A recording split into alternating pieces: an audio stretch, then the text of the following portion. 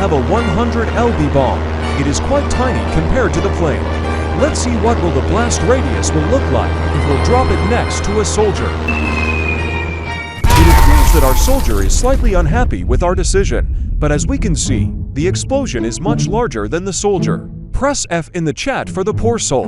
Now let's switch it up to the 250 lb one, which is just slightly bigger than the previous. Now let's once again drop it next to our unfortunate soldier. Our soldier has got a name. His name is Jim Bob, and Jim Bob is currently burning alive. Press F in the chat for the poor soul. Now how about we try the 500 lb one as well, which is visibly bigger than the last, and in fact, we're going to drop it on Jim Bob again. Let's make Jim Bob suffer. Jim Bob is glowing like the Christmas lights. I'm not sure he'll make it through this one. Let's press F in the chat.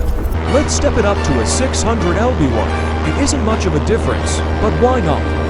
Let's also drop it on Jim Bob and give him a bad time, just so we can see how much larger the explosion is. Oh well, the explosion is f***ing huge. Jim Bob is not happy. Jim Bob is glowing. Let's also try looking at the 750 lb one. It's actually slightly bigger. Now we're getting somewhere. Let's also drop it on poor Jim Bob, and let's compare the differences. Oh my poor Jim Bob, he's just not getting any better. The explosions are huge. Oh my god, is that a f***ing mushroom cloud? And here we have the 1000 lb one, which is a standard on the P-47, which means that this is an accurate combination, which we'll use to torment Jim Bob once again. Our poor soldier is absolute toast. Jim Bob hates us all. Jim Bob will never forgive us for this. And now we're getting the big boy stuff. This is the 2000 lb bomb, which is going to do some real damage in War Thunder. Let's drop it on Jim Bob. Oh my god, that's a fat-ass explosion. Jim Bob just keeps getting smaller with each blast. And here we have the 3,000 pounds one, which is visually a lot bigger than the previous. We are going to also drop it on Jim Bob and make his life even more painful. Holy shit, the thing is absolutely immense. I can't believe that we have such a monstrous bomb in War Thunder. Well then, let's make it even bigger with the 4,000 pounds one. This thing here is equipped on the ATO D1 plane, which means you can murder a heck ton of players in ground battles if you're willing to pay for it. Oh my god, poor Jim Bob is not looking well. He's glowing more than ever before. Personally, I think it suits him. And here we have the terrific 8,000 pounds bomb. Our poor plane can barely handle carrying that, but I'm sure that Jim Bob will not even break a sweat. Why don't we pass it on to him?